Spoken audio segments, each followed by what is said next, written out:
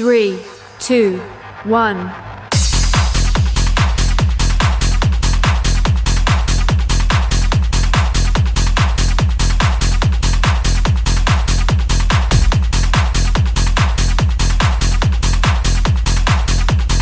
Halfway there.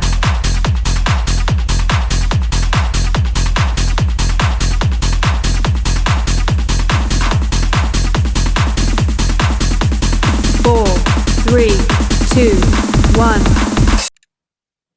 Right, guys, welcome to episode 2 of season 2 of the greatest wrestling show ever. It's currently the greatest wrestling tournament ever, in which, if you didn't hear episode 1, we've put together 16 top wrestlers who mostly didn't feature in series 1 and tried, we'll see how we get on with that, to put them together in some sort of tournament format. So we've decided that the first match, which is the one we're going to be watching and talking about now, is Ric Flair versus Terry Funk. It's from WCW's The Great American Bash 1989.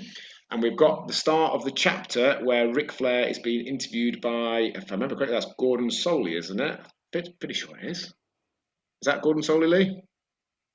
Yeah. Let's just say it is. I don't think anyone's going to be watching along and correcting us, are they? I tell you what, we should maybe try and increase the interaction with the fans by purposefully getting a few things wrong every episode. There you go.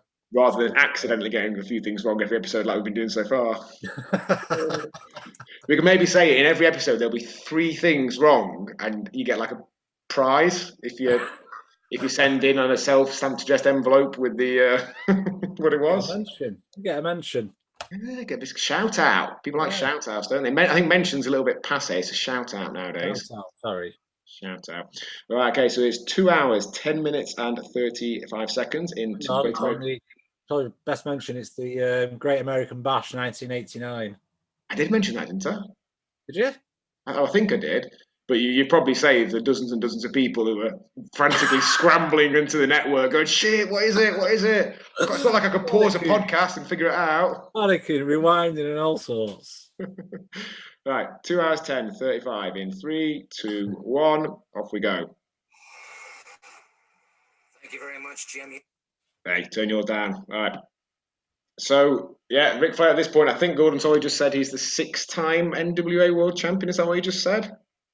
Question on my mind. I think he did. I can hear yours, Lee. Turn it down. Right, well, do you know prior to Ric Flair taking the record, who had the record for most NWA World Title reigns? What, before Ric Flair? Yeah, turning the quiz back on you. Terry Funk? Terry Funk with his 1. Okay, not Terry Funk then. No, go on then, tell me. It's Harley Race. Harley Race had 8. Ric Flair equalised the 8. I think Gordon Soley just said he's on 6 there, I think. So he would have equalised the 8 probably in 1991, maybe. If you'd given me 3 guesses, I'd have got that. Of course you would. No, I'd have probably gone Dusty Rhodes. And then 3. Dusty Rhodes has had 3. I like the way you first guess is someone who held it once. That's you were narrowing it down, weren't you? Working up to it, yeah. Yeah. Terry Funk held it once in, I think it was something like 1975 to 1977. Terry Funk was the first or half of the first set of brothers to hold the world title. His brother Dory Funk Jr. held it a few years before him. Fun fact for you. There's a fun fact. So what's Rick saying here then? Because I can't hear him. I can't hear him all that well, to be honest. He looks solemn, doesn't he? So this is coming off the back of the 3-match series with Ricky Steamboat that Ric Flair had, all 3 of which I believe were gauged as 5-star matches. So arguably the best from a technical perspective series of matches there ever has been. And at the end of the previous one, where Rick regained the world title, Terry Funk was one of the 3 judges.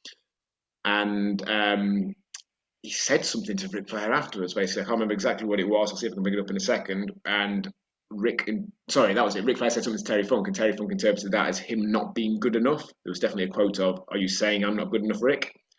Was that the I think it was. It's hard to remember. I've got Google in front of me. I'll have a look in a minute. But Terry Funk then attacked Ric Flair and pile drove him on a table, which was very unusual back in those days. No one did table spots in 1989. Well, I remember Hogan did. Did Hogan try and put someone through a table once? I remember Hogan, didn't he try and give Andre a pile drive on the concrete at WrestleMania 3? He was a savage, Hogan, wasn't he? He really was. To say he was supposed to be the ultimate good guy, he'd regularly cheat and complain when people beat him fair and square. Awful loser. Yeah. Yeah. But, like, was that a conscious thing on his part and Vince's part, do you think, as part of the character? You know, like, if it was real, you could see that someone might act in a certain way that isn't fully kind of what you'd expect from them. But when someone knows they're acting, trying to put across a storyline, what's his thought process behind that? Is it that he wants to give the Hogan character a bit of an edge? Yeah, maybe it adds a bit of weight to him. You know, he can only really lose if there's been some sort of injustice. By Sid Justice, if you There will. you go. Yeah, see what you did. Rumble 92, the But even then, there was no injustice, was there? Sid just cleanly eliminated him. and then he pulled Sid out from outside the ring, Yeah, pulled him off, didn't he? which is which is still to this day a rule, and it happened last weekend as well. That really annoys me how you can pull someone in from outside the ring, pull someone out from outside the ring. You talk about AJ Styles as bodyguard guy pulling people out. Yeah, it's like how can that be valid? Well, I'm not entirely convinced it is because, like, they're inconsistent with application of rules. So I remember in the 1996 Rumble, after Vader got eliminated, he came back in and threw out a number of people, one of which was eventual winner Shawn Michaels. But after they'd cleared the ring of Vader, they returned everyone who'd been falsely eliminated into the match. Right, yeah, so it's not very consistent then, is it? No, I think it's same with a lot of rules, isn't it? You just find a version of it that seems to fit what story you're trying to tell at that particular point. Yeah. Right, so Terry Funk there in the ring. He's got his branding iron, his cowboy hat on. So Funk's actually a two-time world champion overall. One is his NWA world title reign from the mid-70s. Do you know what his second one was? Must be a tag team title. No, singles world title. No.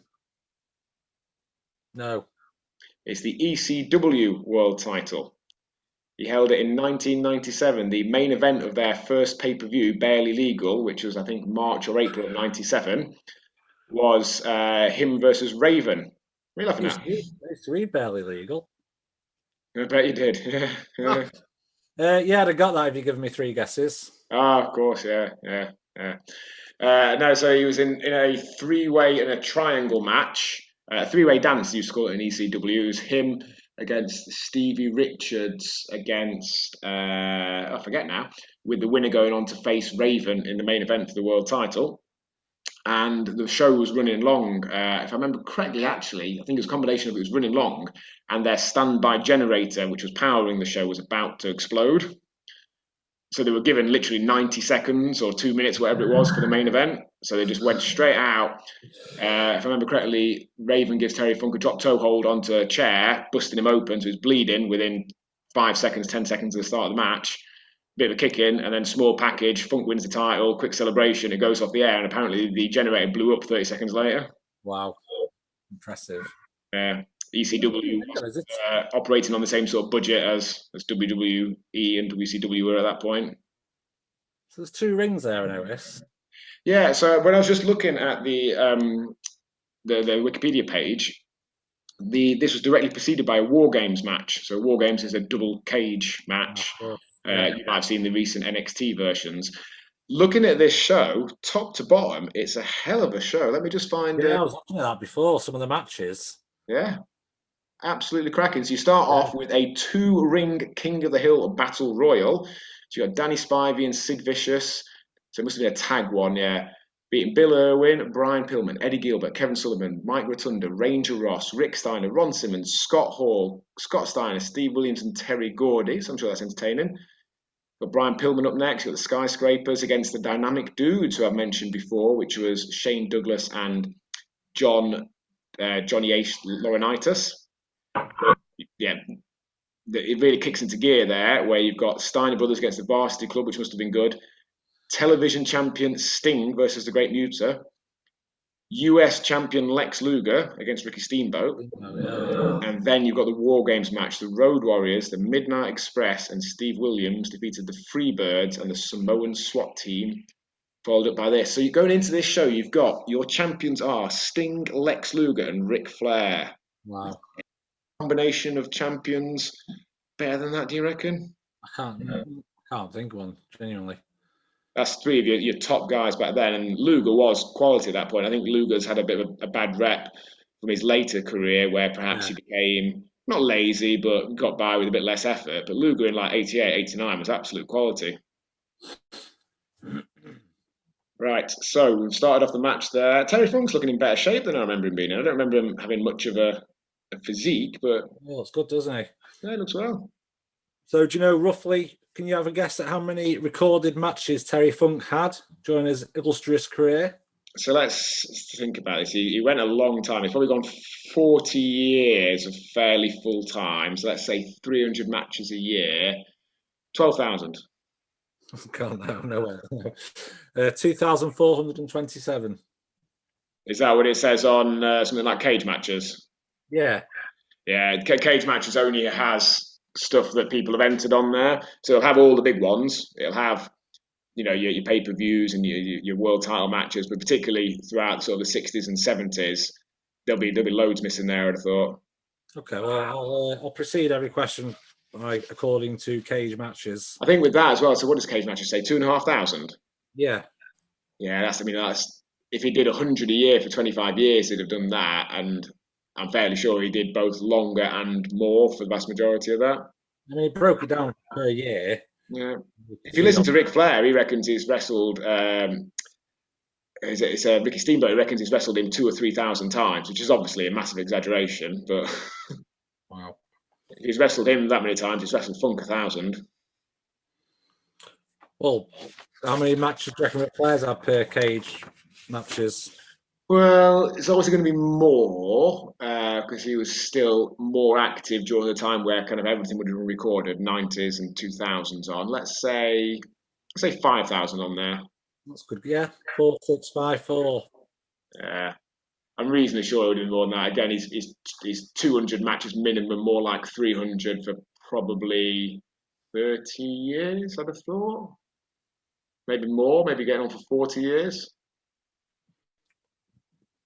35 years, I reckon, at 200 matches plus per year minimum, maybe 300. Anyway, yeah, it's not important. Definitely all the big ones are on cage matches. It'll only be random house shows that no one particularly remembers that are missing from there.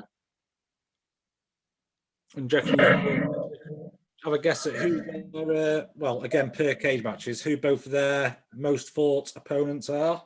Well, I'm going to go Steamboat for Flair. He's number 4. Sting. Number 3. Luger. No, for Flair. There'll be people who would have wrestled a lot in the 70s onwards, but won't necessarily have made it on there. So I'm looking for someone from the 80s to 90s. He wouldn't have wrestled a Hogan or anything like that all that many times. So they had big matches against him, but nowhere near that many. the guy who's number 2, I would have guessed. Dusty Rhodes? Dusty Rhodes is number 2. Ooh. Come on, number 1. Number 1. Who could it be? Oh, hello, someone's trying to ring me. That's not what I want. Right, I'm not sure. Pass. Wahoo McDaniel. Wow, yeah, makes sense. But yeah, wouldn't have got that one. So I think you finally got a quiz question that you beat me with. Well done. What's interesting here, though, as well, is his top. So I just worked out before we came in air. Ric Flair's top 5 opponents represent, per this, a quarter of all of his matches. Right, yeah. The total around about 1,600 between those 5. The one that you missed was Roddy Piper, by the way. He was 5th. Was he really? Right, fair enough. Obviously, getting a lot from 70s and early 80s before they wanted same question for Terry Funk. Ooh, right. Jack Briscoe. Number 3. Well done. Let me think. That's tricky. That one is. I'm looking at 70s and 80s. The Mainly top two have sent. already been mentioned in this podcast. Harley Race. Number 1, yeah. Oh yeah, yeah. Cool. Happy with that. Dusty Rhodes, number 2 as well. All right. Okay. Fair enough. And then Giant Baba and Abdullah the Butcher. Okay. Interesting. Speaking of Dusty Rhodes, we were playing a game of Hearts, the online card game last night, weren't we? And the fourth opponent, there was you, me, and Jamie, our friend, or well, this guy that we feel sorry for. He says he doesn't listen to the podcast, but I bet he'll know that we said that, won't he? The fourth opponent, because you need 4 in a game of cards online, was called Virgil, wasn't it? It was. Yeah. So do you know after Virgil left WWF and went to WCW, he became part of the NWO. Do you know what it was called then? Oh, was it very close to Virgil? Yeah, and it had a similar reason behind it. Was it Vince? Vincent, yeah. The same reason as Exactly that. And then for a very brief period, late 90s must have been, he was known as Shane.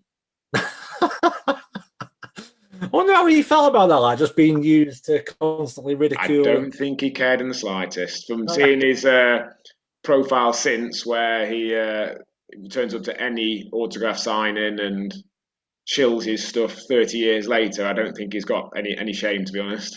Does it turn up as Virgil? Yeah. He turns up with this big wrestling superstar Virgil banner. Apparently, anything at the drop of a hat. There's a famous picture of him at some sort of convention. Now, I'm guessing it's probably actually before they opened the doors, but he's there with his wrestling superstar Virgil banner with his table in front of him and no one there. Oh my God. But it looks like it's just not actually. Yeah, it's not like there's people queuing up elsewhere. I always remember with Virgil when I was a kid, and he always came across as like really tough, really mean guy when he was DiBiase's bodyguard. Yeah. Someone you didn't want to be messing with. But as soon as he kind of broke away from DiBiase and became a wrestler, he just seemed really weak. Yeah. And I don't know. He was. I think he had a lot more presence as a bodyguard than he did as a superstar. I've got a little Virgil story for you. He was over touring for Brian, the promoter that I used to work for, a few years before I started. So I'm going to guess maybe around the year 2000, roughly. So I heard this story a few years later when I was working for Brian. And Robbie Brookside, who's a trainer in NXT now, one of the top British wrestlers, particularly in the 90s into the noughties, he used to do this move that some people referred to as the spinal tap. He just called it a kick to the back. Basically, snap you over so you were sat up. So you imagine you're sat, and then he would just kick you a bit like a football, as hard as he possibly could, and you like straight up your back. Right. Kick you really, really hard, so hard. Like it felt like you were having a heart attack just for half a second. A couple of times he did it to me and he left a perfect imprint of his boot. You could see like the lace marks and the eyelets up my boot. One of those things that we were talking about before, actually, well, whilst it obviously hurt, it wasn't that bad. It was just, it's not going to break anything. As long as they kick you clean, as long as they don't toe poke you, you're not going to break anything. Yeah, it's just going to hurt without doing any long-lasting damage. But apparently he gave that kick to Virgil. Virgil jumped up and went, language alert here, he went, fuck that, I'm not selling that shit. And walked off, finished the match. Wow. Yeah, it wasn't renowned for... I've got another little story for you might enjoy, just randomly popped into my head. So, have you watched the Yokozuna documentary yet? No, I haven't. So in it, they interview a number of the Anoa'i family, and one of his, I think he must be a cousin of his. I think he's called Lloyd in real life. He wrestled under numerous names. He made the odd appearance in WWE. I think he was called LA Smooth or something like that when he made a couple of appearances in just random matches. But he wrestled for Brian around the same time that I did, under the name either Head Shrinker, a loafer, or just a loafer. Now, I presume in America they don't call a bit of bread a loaf, because every time he introduced himself to someone, he said, "Hi, I'm a loafer." and everyone went, "Bread?" And he's like, why do people keep saying that? Be like, I just felt you were going to say bread. Sorry. Anyway. Well, it's a shoe as well, of course. A loafer is like a shoe. True. Yeah. I've got this is a complete digression from the match here. Just reminded me a couple of years ago, probably several years ago. Ollie, my eldest, we were doing this game where you had to name animals. So I think previously it had been whatever something else, A to Z, and then we went on to animals. So we're like, Ollie, you name an animal that starts with the letter A, and he went a llama. Because he'd obviously heard us refer to a llama and not realised it was. But then Alex absolutely corpse because she got this image in her head of a llama, but like going off like an alarm clock. Excellent. Anyway, it reminded me as well of the Yokozuna story. So Yokozuna died tragically while he was over in Britain wrestling for Bryan. He had a heart attack in his hotel room in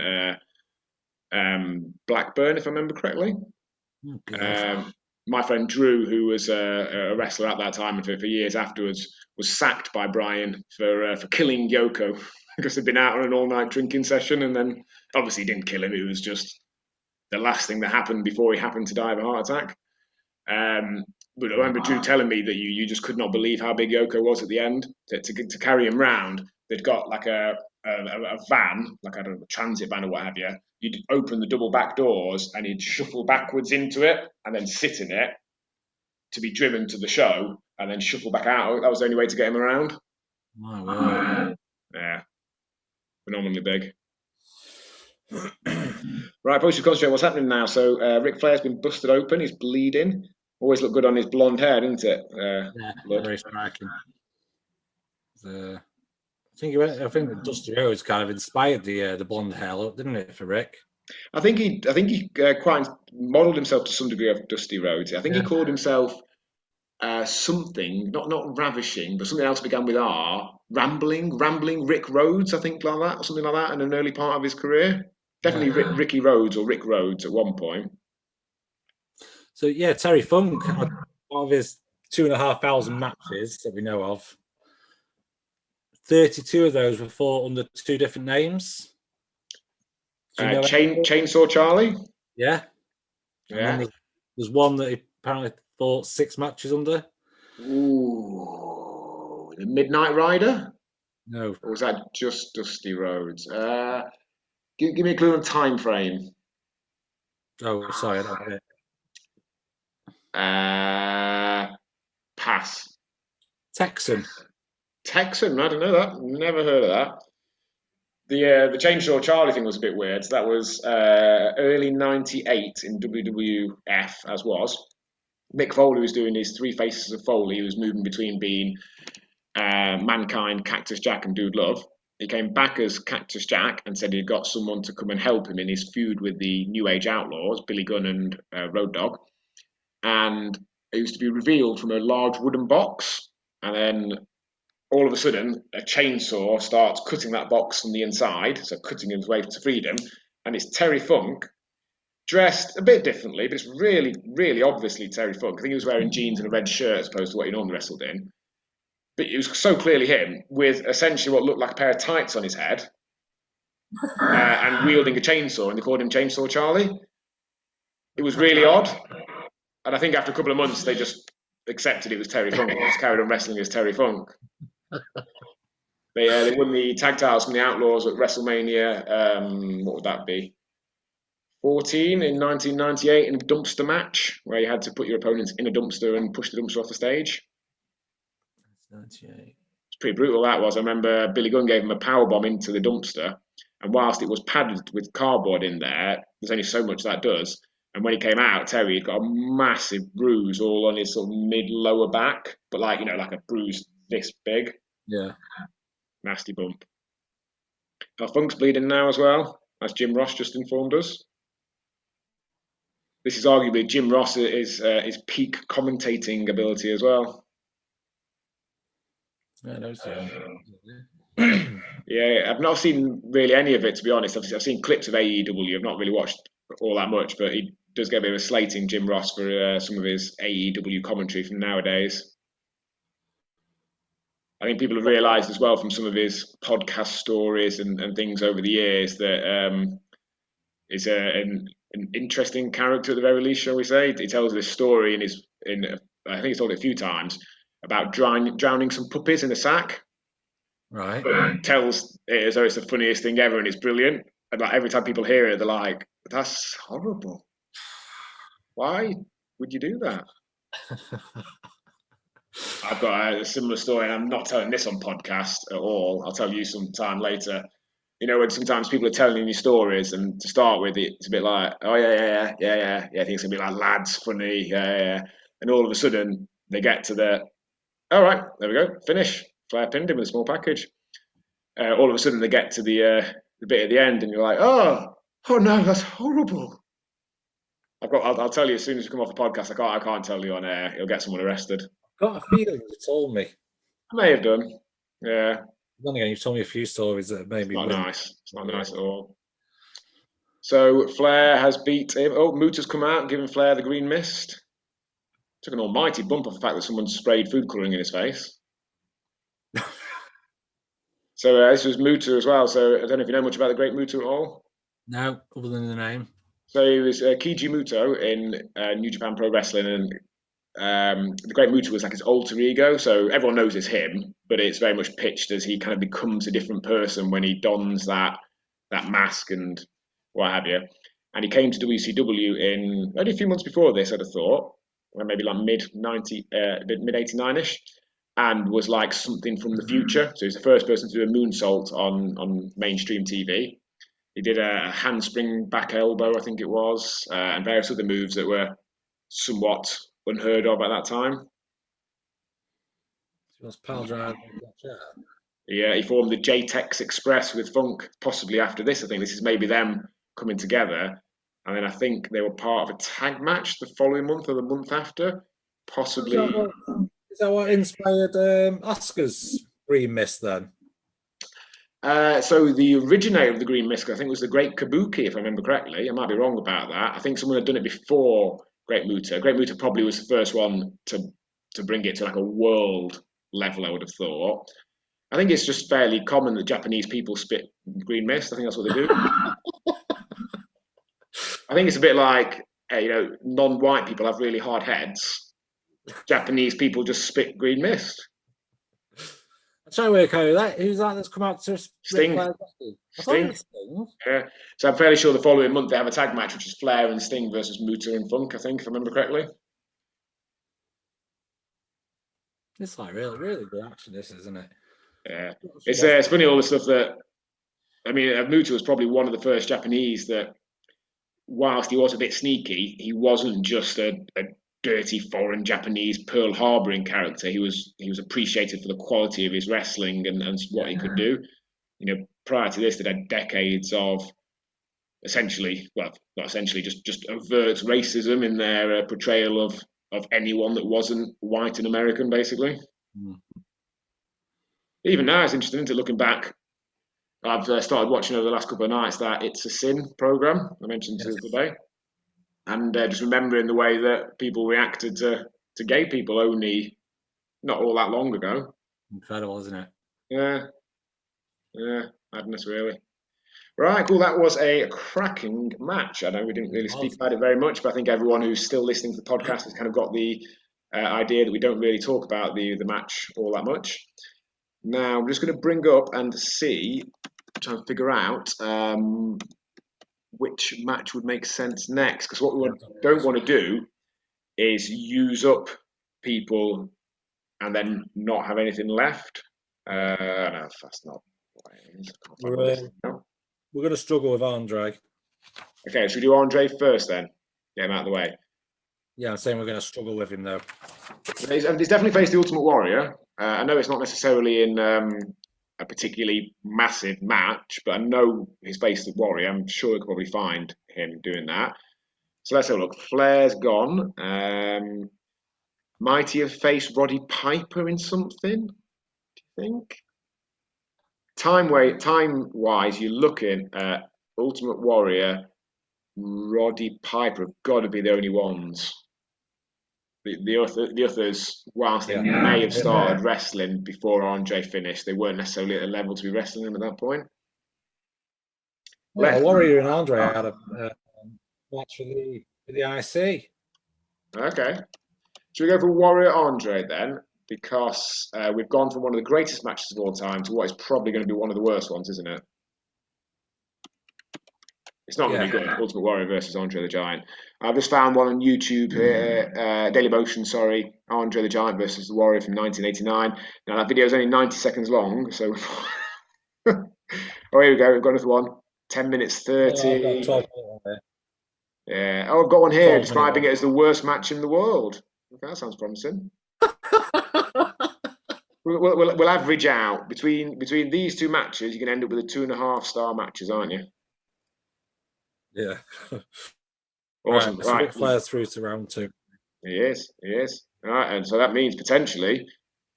So who wins? Could we do Flair versus? If Warrior wins that, we might be able to do Flair Warrior somewhere. Maybe like 92. We'll see anyway. We'll see. Right, guys. So we'll figure out. It'll probably be Andre versus Ultimate Warrior next week. So that's something to look forward to.